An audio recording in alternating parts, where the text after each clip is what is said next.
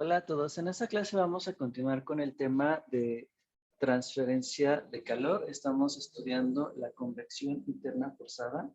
En la clase pasada nos quedamos nosotros con este ejercicio y habíamos estado trabajando con otro ejercicio que nos hablaba de agua caliente que estaba expuesta a un sótano frío. Y encontramos nosotros que la temperatura a la salida pues iba a encontrar a una temperatura muy cercana a los 90 grados centígrados. ¿Okay? De hecho, este ejercicio como tal lo deberíamos resolver por un procedimiento iterativo, aunque si consideramos que esa agua sale a una temperatura de 90 grados centígrados, pues llegamos a la respuesta. Pero no se les olvide que nosotros para este tema definimos una temperatura de masa que es igual a mi temperatura de entrada más mi temperatura de salida entre 2. Vamos a hacer un promedio entre mi temperatura de entrada y salida. Ahora, para este ejercicio que tenemos nosotros, ya nos dan las temperaturas de entrada y salida y por lo tanto nos piden calcular la temperatura superficial del tubo. Muy bien, entonces nosotros encontramos la clase pasada que este Reynolds corresponde a un flujo turbulento y vamos a analizar por cuál de todas las correlaciones la podemos nosotros revisar. ¿Hablaremos de un tubo liso o de un tubo rugoso, jóvenes? A ver, vamos a discutir eso para hacer un planteamiento. ¿Sería un tubo liso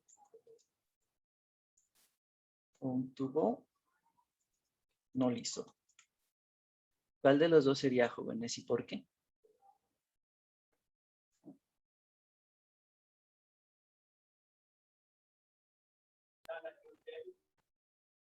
¿Podríamos asumir que es liso?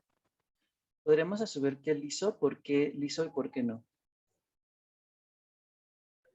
¿Por qué no dicen cuál de las dos es? No dice verdad, pero si nosotros hablamos de un tubo con cierta rugosidad, pues nos debería decir si es de acero inoxidable, si es de cobre, si es tubería de hierro, etcétera. Entonces nosotros aquí lo resolveríamos como un tubo liso. No nos especifica el tipo de material que es. De hecho, es mucho más sencillo el análisis por un tubo liso que por un tubo no liso. ¿Qué pasó, Sandra? Adelante. Profe, entonces para saber si es un tubo liso o un tubo rugoso, ¿se podría Real. decir? Ajá, real. Ajá. Real. Tenemos que ver las especificaciones que nos den. Si no nos dan ninguna, podemos asumir que es liso. Es correcto. O la otra, ustedes podrían suponer que el tubo es de acero inoxidable, de tal material, pero pues creo que ahí entraríamos a otro ejercicio. Aquí pues con esas especificaciones pues vamos a resolverlo como un tubo liso. ¿Ok? Muy bien. Ok, entonces, ¿por cuál de todas las correlaciones pues lo revisamos? De hecho, creo que aquí solamente tendríamos dos maneras. Lo podríamos revisar nosotros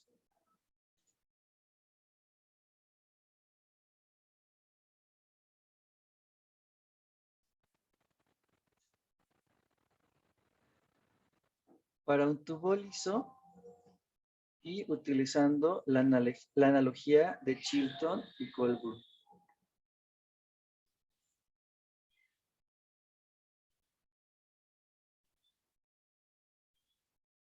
Ok, y de hecho estas dos ecuaciones son equivalentes. Con esta ecuación yo ya no requiero calcular el factor de fricción.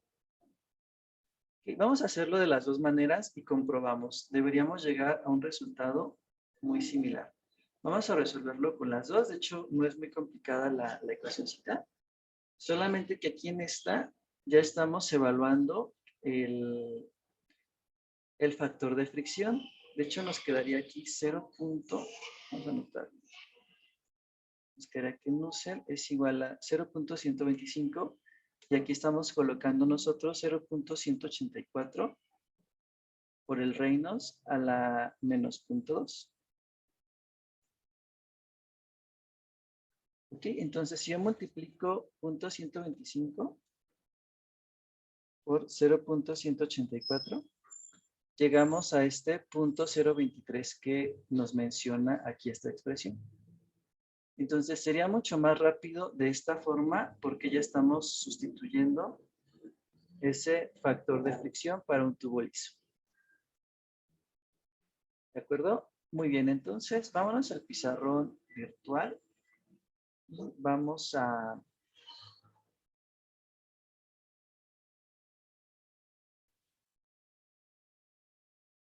trabajar.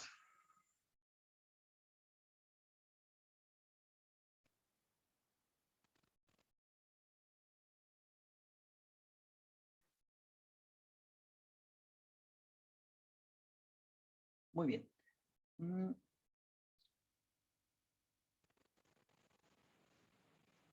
Vamos a calcular el factor de fricción y posteriormente el Nusselt.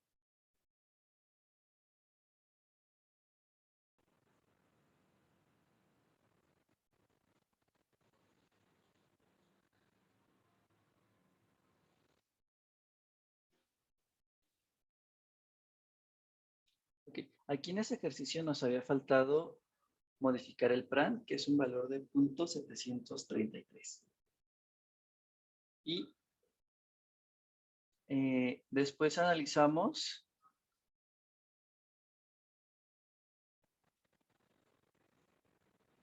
utilizando el factor de fricción y comparando los valores con la ecuación de Colburn y la ecuación de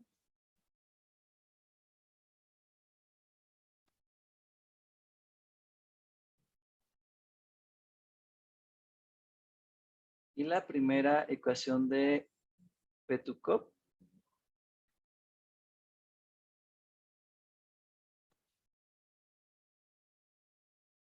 Perdón, más bien comparamos los resultados con la ecuación de Chilton-Colburn y la ecuación de Colburn. Aquí llegamos a un resultado bastante cercano.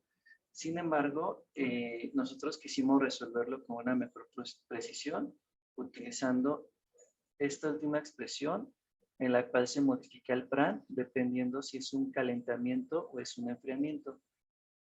Okay. Resolvimos entonces y encontramos un Nusselt de 57.51 y con él nosotros calculamos el valor de H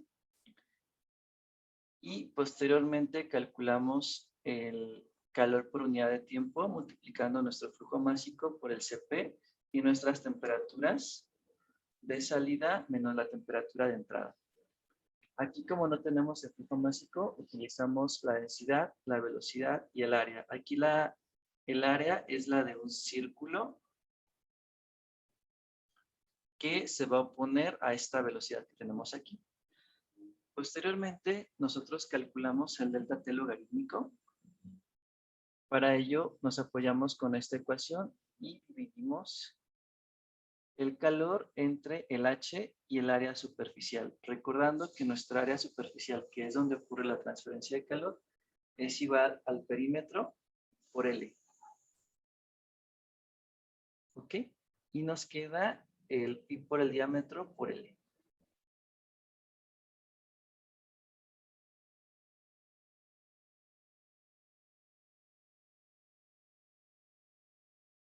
Muy bien. Ya que tenemos el delta T logarítmico, a continuación vamos a despejar la temperatura de la superficie que nos pide el ejercicio. La podemos resolver por dos maneras.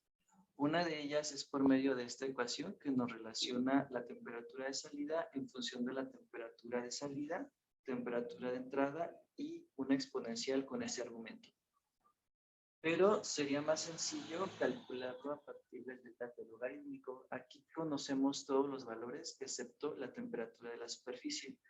Este valor lo podemos obtener despejando, siguiendo algunos pasos y trabajando un poquito en el álgebra, y llegamos a una temperatura de 20.2 grados centígrados. Muy bien, y nos comentan por ahí vía chat que este ejercicio les pareció más sencillo respecto al ejercicio que vimos la clase pasada del agua, ¿verdad? Muy bien, entonces, ¿alguna otra pregunta o comentario del ejercicio, jóvenes? Si llegamos al resultado, si estamos resolviendo lo que nos están pidiendo. ¿Sí? Estimar la temperatura, tuvimos que calcular el H y el dato logarítmico, etc. Muy bien. Un error común en este tema de convección interna forzada, jóvenes, es el siguiente. Nosotros estamos hablando de convección interna. Entonces, algunos quieren calcular el calor haciendo esta operación, el H por el área superficial, y después hacemos esta operación T menos T infinito. ¿Ok? Entonces no podemos hacer esto en estos ejercicios. ¿Por qué? Porque estamos hablando de convección interna. Yo tengo una temperatura de entrada, y tengo a la salida una temperatura de salida, y consideramos una temperatura promedio aquí Ts. Por lo tanto, no podemos hablar de esta expresión que tenemos aquí. Más bien, lo calcularíamos con los CPs, temperatura de entrada y salida, o bien con el H, el área superficial, y un delta T logarítmico, ¿ok? Aquí este delta T que estoy haciendo como una diferencia de temperaturas, no podría yo realizar de esta manera. Ok, y otra observación aquí con los signos, aprovechando el ejercicio, vamos a revisar muy bien lo siguiente. Muchas veces tenemos una temperatura menos T infinito debido a que podemos tener algunas situaciones de que tengo una temperatura mayor y pues yo voy a tener un fluido en los alrededores, puede ser aire u otro. ¿Ok? Muchas veces va a ser aire ese fluido, por eso le llamamos T infinito y consideramos que la temperatura es mayor aquí. ¿Ok? En ocasiones, jóvenes, dependiendo de cómo esté planteado el ejercicio, pero yo pudiera tener otro caso donde yo puedo plantear esta ecuación de esta forma. Ahora T infinito menos una temperatura. Esto sería cuando el fluido que está a los alrededores se encuentra a una temperatura mayor y por lo tanto nuestra dirección de transferencia de calor será diferente. Aquí en este curso de transferencia de calor, para referirnos al calor por unidad de tiempo, en la mayoría de los casos va a ser un valor positivo, ya que el calor siempre va a fluir de una mayor a una menor temperatura. A diferencia de otros cursos donde se consideraba si el calor tiene un signo positivo o negativo, dependiendo si es de entrada o de salida. Aquí vamos a hacer este análisis. Va a fluir de una mayor a una menor temperatura, por lo tanto va a ser una cantidad positiva.